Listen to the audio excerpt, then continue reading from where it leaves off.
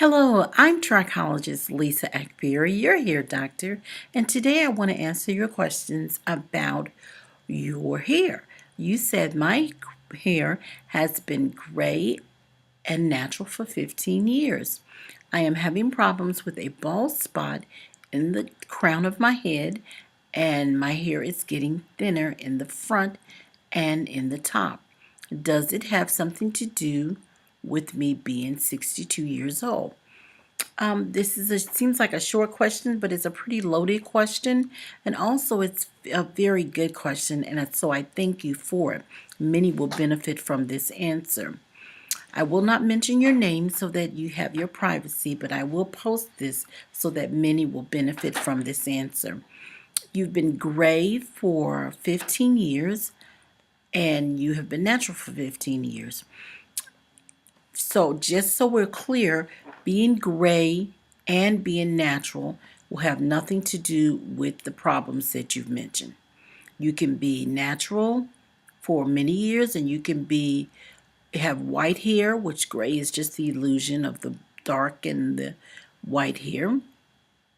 And then it's just another name for the white hair. But yeah, with you losing those color pigments in your cortical fibers, which is what happens when you turn white, your hair, then that has nothing to do with any of the problems you mentioned. So with all that being said, you mentioned you're having a problem with the bald area in the crown of your head. Well, we'll make this part one, because what I want you to do is email me back with an answer to my question. I need to know if you have an itch, if your scalp is flaky or tender.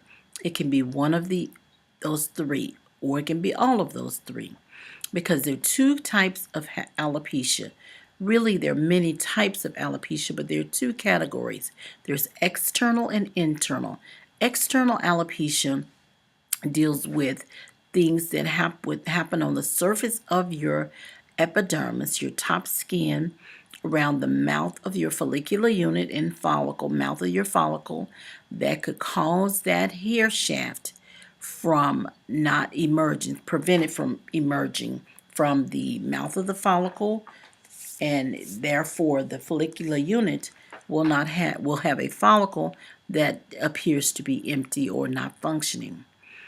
What happens with follicular epidermis alopecia, which is the type of baldness that occurs when your hair is not able to emerge from its follicle, due to things happening in the superficial layer, what happens, you get blockages around the mouth of the follicle. So you can have solidified blockages around the mouth of the follicle, preventing the hair from emerging. You could have ingrown hairs. You could have some other type of damage, skin disease, that's preventing that hair from emerging. It's very important to know that answer. So are you having any symptoms of itchy, flaky, tender? Now the next thing, you mentioned that your hair is getting thinner in the front and in the top, which I guess that's the area where you're speaking of with the balding.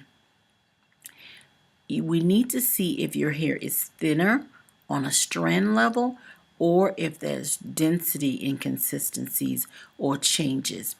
Number one, with thinning on a strand level, the way you'll know that is to get in the mirror, take a look at your hair that's close to the scalp. If that hair is thicker, and then the hair on the end, so now you're taking a look at the hair on the ends or the hair in the body of the shaft or strand. You're comparing the hair at the scalp, close to the scalp, and you're comparing the hair in the body of the shaft or on the strand and the ends, and see which one is thinner. If you're thinner on the ends and in the body of the shaft, like down your strands, then you're thinning on a strand level. If you're looking at your scalp and you're parting your scalp and your hair you have a density change, like inconsistencies in your density. Parting your hair, it looks like a Christmas tree part, where you've got larger parts or even circular areas, then that may be thinning on a scalp level. So that could be internal, or it could be the blockage as I mentioned earlier. So it could be an internal follicular alopecia or an external follicular alopecia. Internal follicular alopecia stems from things that are going on within the body system. It could be medication, so drug induced, a side effect of your medication. It could be genetically linked. It could be hormonal. There's a number of internal follicular issues that could go on within the body. External, as I mentioned before, could be the blockages, ingrown hair, skin damage, those types of things. The other thing that you mentioned is, does it have something to do with me being 62 years old? Absolutely not. The hair grows in cycles, and it can grow in cycles based on, and I'm going to rephrase that answer to saying absolutely not. Yes and no. Let me just say that, and then let me go back to this. It grows in cycles, and basically what happens when it grows through the follicle, this particular process of growth, shedding, and growing again will occur during the most of your life. So if you live to be 80, generally your follicle will function that long. With that being said, it's a possibility that there's some genetically linked issues here. So if there's you've inherited this, or there is some malfunctioning. Some follicles are genetically programmed to malfunction or stop functioning at a certain growth cycle. So if that's the case, then you may have that problem. The best thing, you may lose hair at 62. The best thing to do is have a microscopic and physical examination by a trichologist, one who uses a handheld microscope. They will be able to read your strands to look for inconsistencies in the size of the strand, a vellus strand. They'll be able to read if it's a strand that's stemming from a malfunctioning follicle, or if this is in fact something where you have blockages around the mouth of your follicle. So we can find out what's going on, and then there are many options to have in here. So if you can answer those questions for me, send me an email and we'll do a part 2 of my answer to you, dear. Thank you so much for emailing me and letting me be your hair doctor.